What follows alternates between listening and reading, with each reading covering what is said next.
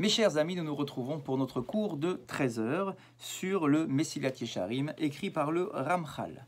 Je voudrais tout d'abord, comme à notre habitude, dédier ce cours pour la réfoua chez les mains de tous nos malades. Yoel ben Mesoda Atia, Chaim Machlouf ben Atou Ada, Yaakov ben Mesoda, Léana bat Léa, Céline Rachel bat Janine Chana, Esther bat Baya, Raphaël ben Chana, Yom Tov ben Chaya, Machlouf ben Dona, Uriel ben Yvon Chaya Amar, Binyamin ben Yitzhak, Mesoda bat Bela, Mesoda bat Juliette Sarfati, Shimon ben Machlouf, Dvora bat Aziza, Eliaou ben Doli, Zwira, Abraham ben Mesodi Aferiat, Yehuda ben Abraham Narboni, Yaakov ben Shlomo Aser, Avdorit Dvora bat Edith, Yosef ben Aisha, David ben Eli, Chanita bat Zaiza, David ben Rachma, Solika bat Alia Meloul, Mesodi bat Solika Toledano, Dina bat Esther, Shlomo ben Esther, Kami Kamuna Azoulé bat Marie, Moshe ben Mordechai, Raphaël ben Chana, Evelyn bat Rivka, Myriam bat Raya, Matatiaou ben Brendel, Denise bat Olga, Eliaou ben Marcel, Maïssa, David ben Zora Wanonou, Avram ben Sultana ben Amou et son épouse Mesoda, Dora Tamar bat Madeleine, Michael Dadoun, Shimon ben Saada, Chana bat Alia, Yael Chaya bat Fani, Esther bat Rachel Gweta et bet Zibi.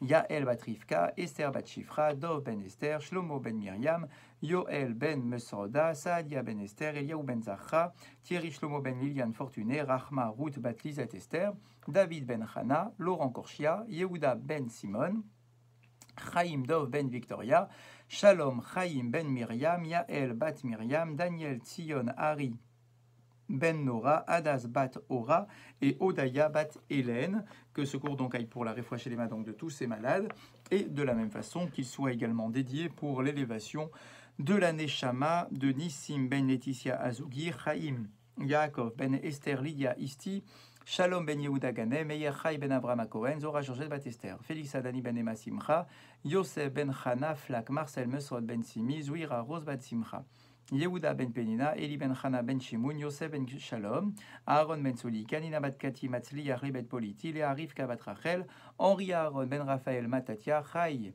Victor ben Yakuta, Roger Chaibarou ben Abraham Koskas, Yehuda Baralia, Abraham ben David ve Esther, Pinchas ben Shemuel Cohen, Mesrod ben Mimoun ve Johar, Yitzhak Cohen ben Rachel, Rav Reuven Mesrod ben Esther Chamou, Yosef ben Esther Tebol, Mordechai ben Chana Asoulin, Claudine Hamsa Michal bat Simcha, Arlet bat Léa Samama, Yolan Nejma Alimi, Shlomo ben David Aseraf, Shalom ben Yosef, Yitzhak ben Lezer, Ari Henri Chaim ben Simcha Perez, Simon Perez, Rivka bat Elise, Eliaou ben Marlouf Cohen Saban, Simi bat Sete, Sarah Rosette bat Deona, Myriam bat Alia, Rabbi Eliaou Yashkar, Jenny bat Henriette, Julie bat Rachel, Yaakov ben Mecha et Ronita Lisa bat Esther. Nous sommes donc en plein cœur de notre étude du Mesilat Yesharim. Nous sommes donc dans la première partie, celle qui vient nous parler de la Zehirut, la prudence que nous devons avoir dans notre comportement. De quelle prudence est-ce qu'il s'agit? Tout simplement d'être en mesure d'analyser notre comportement avant d'agir pour savoir, une fois qu'on a défini ce qui est le bien et ce qui est le mal, et que l'on se trouve les bonnes raisons d'être aspiré par le bien et d'être repoussé par le mal, ou de repousser nous-mêmes le mal, donc de définir le bien et le mal. Une fois que nous les avons définis, être en mesure donc de nous assurer que dans notre comportement, il n'y ait pas de mal, mais qu'il n'y ait que du bien. Et que même dans nos actions positives, on soit capable de bien percevoir, de passer toutes nos actions au tamis, au peigne fin pour nous assurer qu'il n'y ait rien de mal, même dans une action qui est globalement une action positive. Et que quelqu'un qui ne ferait pas, qui n'effectuerait pas ce travail, serait considéré comme quelqu'un qui est aveugle et qui marche au bord d'un précipice. C'est-à-dire que tu fermes les yeux volontairement. C'est pas que tu es aveugle naturellement, c'est que tu te rends aveugle. Tu te rends aveugle parce que tu ne veux pas prendre le temps d'analyser les choses, de considérer les choses, de définir les choses. Parce que c'est vrai, il faut prendre du temps, c'est pas forcément agréable, ça nécessite un effort, un investissement de chacun d'entre nous. Et donc on sait qu'on n'est pas naturellement attiré par ce genre de travail spirituel, d'effort spirituel. Mais si jamais je refuse de le faire, c'est comme si effectivement je fermais les yeux volontairement, en plein milieu de la nuit, et que je marchais au bord d'un précipice. Il n'y a que très peu de chances d'y échapper et de rester vivant. Eh bien, c'est de la même façon pour quelqu'un qui ne voudrait pas s'investir sérieusement dans la définition et dans la recherche des choses positives. Et également, on a comparé ça la semaine dernière à un individu qui serait complètement perdu au milieu d'un labyrinthe géant dans lequel toutes les voies, tous les chemins se ressembleraient terriblement et dans lequel je serais complètement perdu. La seule personne qui peut m'aider, parce qu'effectivement on a besoin d'aide dans notre parcours spirituel, ça serait quelqu'un qui serait déjà arrivé dans la tour centrale du labyrinthe, dans l'endroit à atteindre, et qui prendrait de la hauteur dans cette salle, dans cette tour, et qui pourrait maintenant, puisqu'il a du recul, parce qu'il voit maintenant tous les chemins qui sont dressés devant lui, et qu'il peut voir lequel arrive à bon port et lequel nous éloigne de l'objectif, eh bien celui-là, celui qui a déjà fait ce travail en profondeur sur lui-même, celui-là, je peux l'écouter. Je peux l'écouter parce qu'il a l'expérience, il a le retour d'expérience. Mais sinon, effectivement, si je ne veux pas écouter ceux qui ont de l'expérience, donc les chachamim, qui ont déjà cheminé dans la définition des choses, et si je ne veux pas prendre le temps moi-même d'analyser les choses, effectivement, alors là, je serai comparé à un individu qui, en plein milieu de la nuit, dans le ténèbre, l'obscurité de la nuit, fermerait volontairement les yeux au bord d'un précipice. Nous continuons donc pour savoir maintenant comment faire pour faire l'acquisition de cette prudence dans notre comportement. L'inné. Machemevi et à Adam el Azeirut, ce qui peut amener l'homme vers cette prudence, vers l'acquisition de cette prudence, ou l'imoud Torah, c'est nécessairement l'étude de la Torah. Veumashama Rabbi Pinchas bitrilat abraïta, et c'est d'ailleurs ce que dit lui-même Rabbi Pinchas, vous savez, le fameux Rabbi Pinchas que nous avons cité au tout début, qui vient nous présenter les différentes étapes de notre service d'Akadosh Baruch Hu, lui-même nous dit Torah mevia l'idézeirut. C'est la Torah, l'étude de la Torah. Quand je dis étude de la Torah, c'est pas que le Chumash, ce n'est pas que le Pentateuque, c'est l'étude de la Torah, des commentaires de la Torah, c'est l'étude des paroles des Chachamim qui ont donc de l'expérience, qui prennent du recul sur les choses, qui prennent le temps d'étudier les différents comportements que nous devons avoir. Eh bien, la Torah, mais via les Dézéirut, c'est la Torah qui nous mène directement à la prudence. Omnam, alderer prat, hamevi lazéhu, haït bonenut. Alors ça c'est vrai de manière générale, donc c'est la Torah. De manière globale, on peut dire la Torah peut me permettre d'atteindre la zéhirut, la prudence. Mais d'un point de vue personnel, forcément, ce qui va m'amener à cette prise de conscience, c'est la hitbonenut, c'est la réflexion. Al-Chomer à Avoda, sur quoi est-ce que je dois réfléchir? Eh bien, sur l'importance du service divin, à Shechayav Ba'adam, sur lequel je dois rendre des comptes, Veomek Adin, Aléa, effectivement, et la profondeur, les répercussions que cela pourrait avoir sur la relation que j'aurai avec Akadosh Baruch Hu après 120 ans, et les comptes que je devrais rendre. Et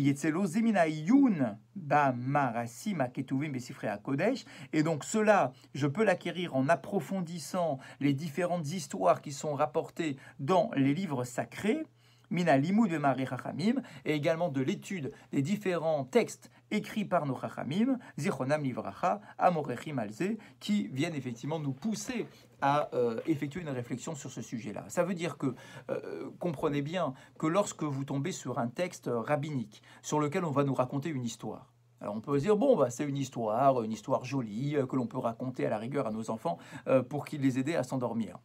Mais bien évidemment que nous devons avoir une approche plus profonde.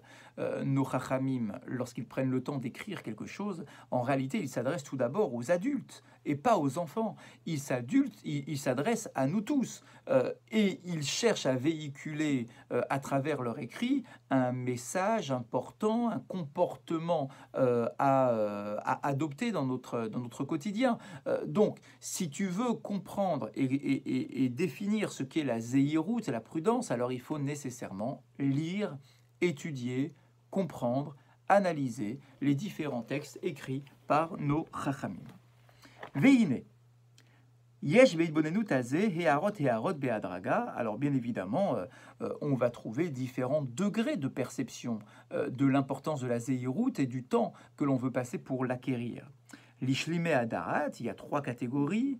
Il y a des personnes qui sont shalem, qui sont en quelque sorte des personnes avec une certaine perfection, avec une certaine finesse intellectuelle, une finesse dans leur comportement, dans leur trait de caractère, dans leur corps, carrément, puisque en fait ça a des répercussions directes sur ce que nous sommes. Donc la première approche sera menée donc par ceux que l'on pourrait considérer comme des perfectionnistes, ou la pechutim mehem. La deuxième catégorie, c'est ceux qui sont juste en dessous de cela, donc des gens qui sont, on va dire, d'une facture moyenne. Ulchol, Heamon, Kulo. Et la troisième catégorie, c'est pour le grand public, pour le peuple, la masse du peuple. Et donc voilà comment est-ce que ces 3 catégories vont percevoir l'importance de l'acquisition de la zéhirout, de la prudence. L'ishlimé adat, ceux qui sont dans la perfection, dans la finesse. Tiyelahem heara bama, sheitbarer lahem kira kashlemut hu adavar araoui. Sheyechamer mehem velo zuladze. Alors pour eux, les choses sont assez claires, non pas dans leur comportement, puisque chacun a son Yetzer Hara, bien évidemment, même ceux qui sont perfectionnistes et ceux qui sont proches de la perfection ou d'un équilibre assez raffiné.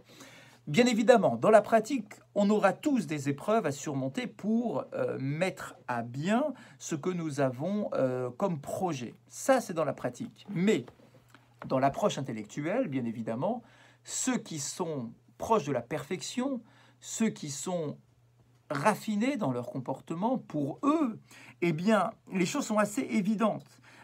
Qui racache les mots, ou adavar, parce que pour eux, il n'y a que la perfection, donc les efforts nécessaires aussi pour atteindre la perfection, qui sont raoui, qui sont bons. Chez Hamer Mehem, vers lesquels il faut avoir une convoitise, Velo Zuladze, et qu'il n'y a rien en dehors de cette aspiration.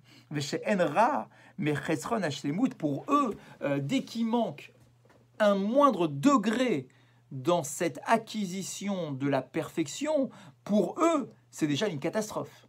C'est une catastrophe parce qu'ils sont perfectionnistes, parce qu'ils veulent l'idéal, ils veulent le bien dans son essence. Donc pour ces gens-là, pas besoin de les convaincre en utilisant beaucoup d'argumentaires.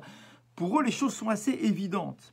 Parce qu'à partir du moment où ils vont comprendre que c'est quelque chose d'important. Et qui vont être en mesure rapidement de définir quels sont les moyens à mettre en place pour atteindre tel ou tel point. Vadaï hu, chez Loïtratsu meolam, les amit, mais c'est évident pour eux que jamais ils ne vont amoindrir leurs efforts, jamais ils ne vont alléger leurs efforts au quotidien pour atteindre ces choses-là. Pourquoi ? Parce que quelqu'un qui est raffiné sait que pour atteindre quelque chose de grand, il faut nécessairement beaucoup d'efforts. Il faut de l'investissement. Et que si tu n'as pas d'investissement, tu n'auras absolument rien, ou tu seras juste en dessous du but à atteindre. Mais pour ces personnes-là, être en dessous du but à atteindre, c'est être loin du but. D'accord ? Et si je suis loin du but, eh bien, je ne peux pas toucher la quintessence de ce que peut représenter la zéhirout, la prudence qui est nécessaire. Ki gvar nitbaer etzlam, sheim emtsaim eleim atulahem, donc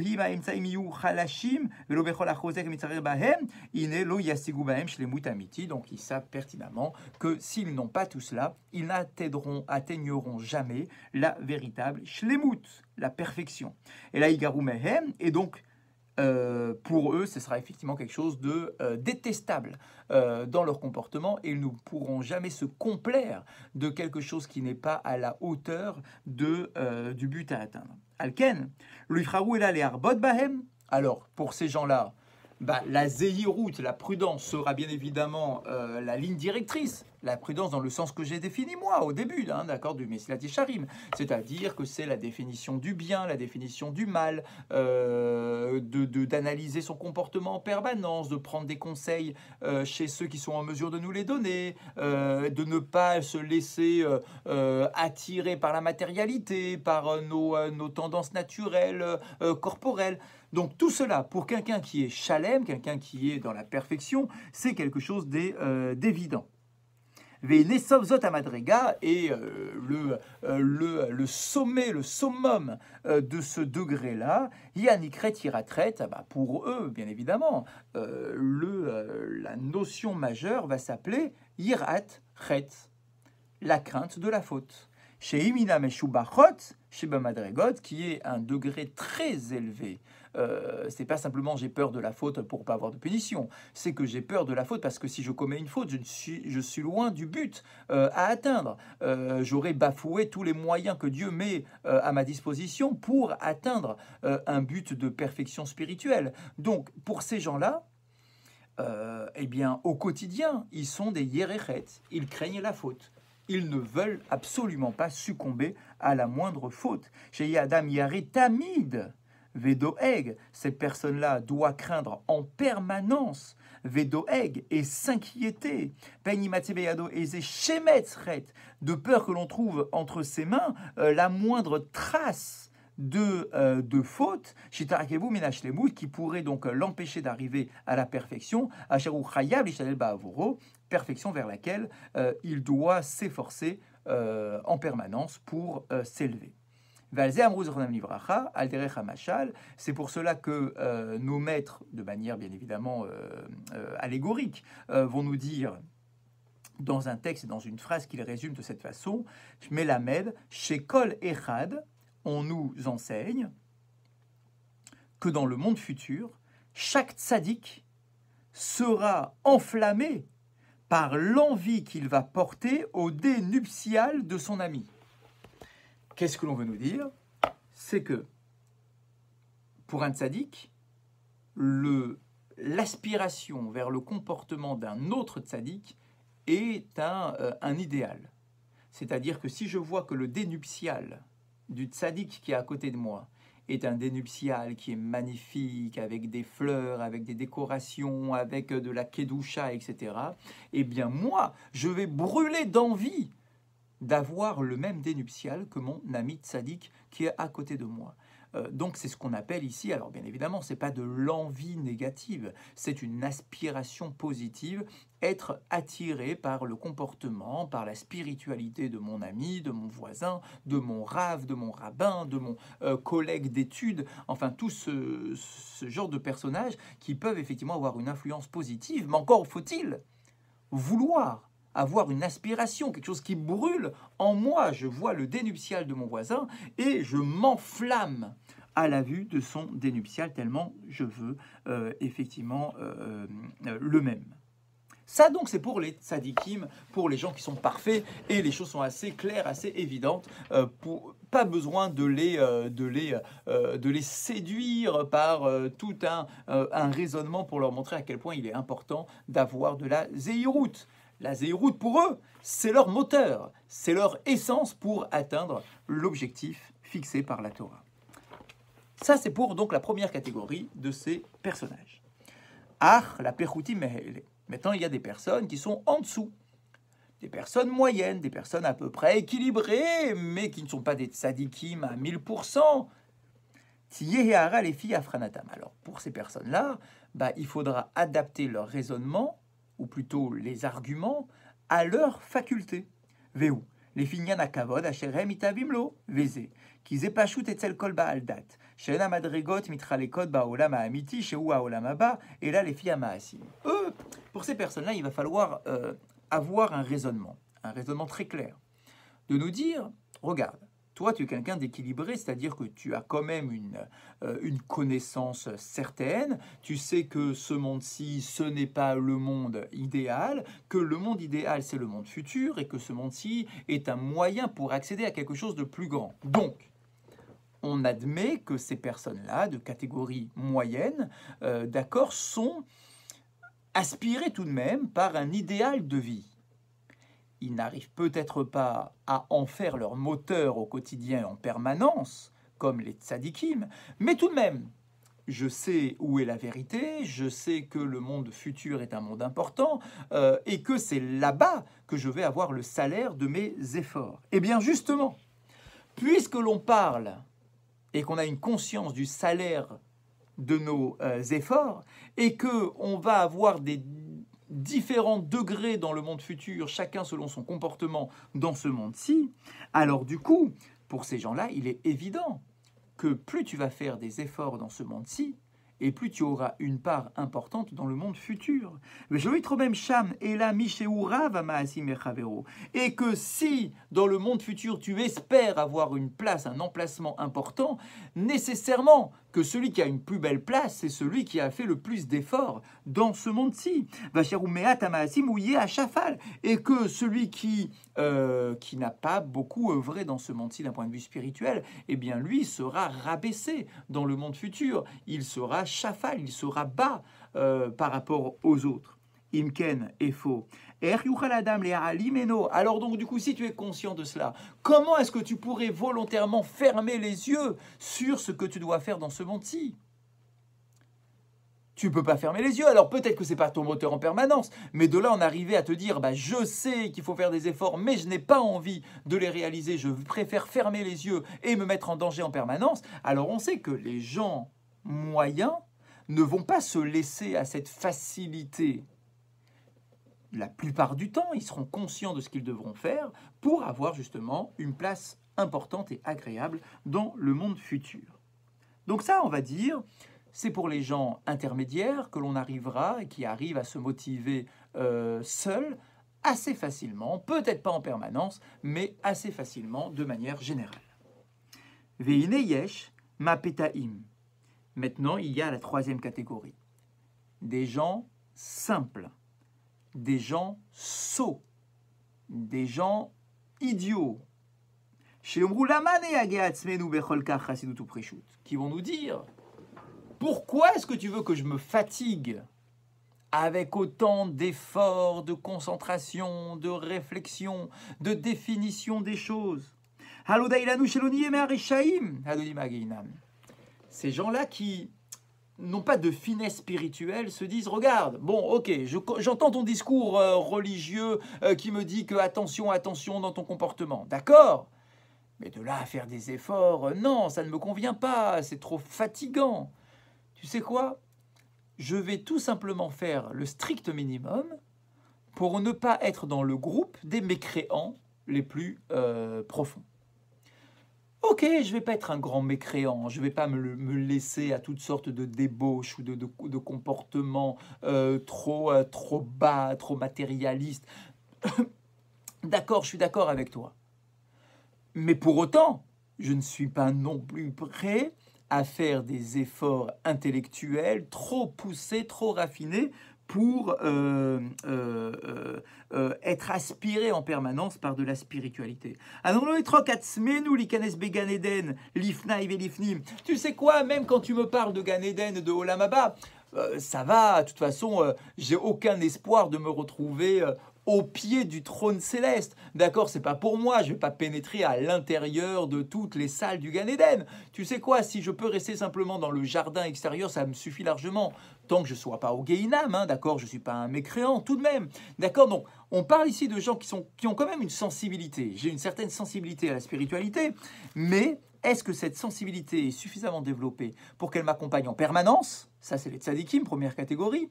Est-ce que c'est une sensibilité qui me permet simplement de temps en temps d'effectuer un effort spirituel pour essayer tout de même d'acquérir quelque chose de bien? Ça, c'est la deuxième catégorie, les intermédiaires. Ou bien, on ne va pas se fatiguer, on va profiter du monde matériel. Je vais juste faire en sorte de ne pas tomber dans le groupe des mécréants, des réchaïm, d'accord? Je veux juste être quelqu'un de normal, d'accord? Je n'ai pas d'espoir, de toute façon, de m'asseoir avec les grands tzadikim de notre peuple, mais tout simplement être avec la masse moyenne du peuple. Et bien évidemment que ces gens-là, du coup, auront quand même besoin d'un minimum de prudence, de zéhirout, pour ne pas tomber dans la catégorie des des mécréants. Voilà donc comment le Ramchal nous présente les 3 catégories de personnes vis-à-vis du trait de caractère de la prudence qui doit nous accompagner.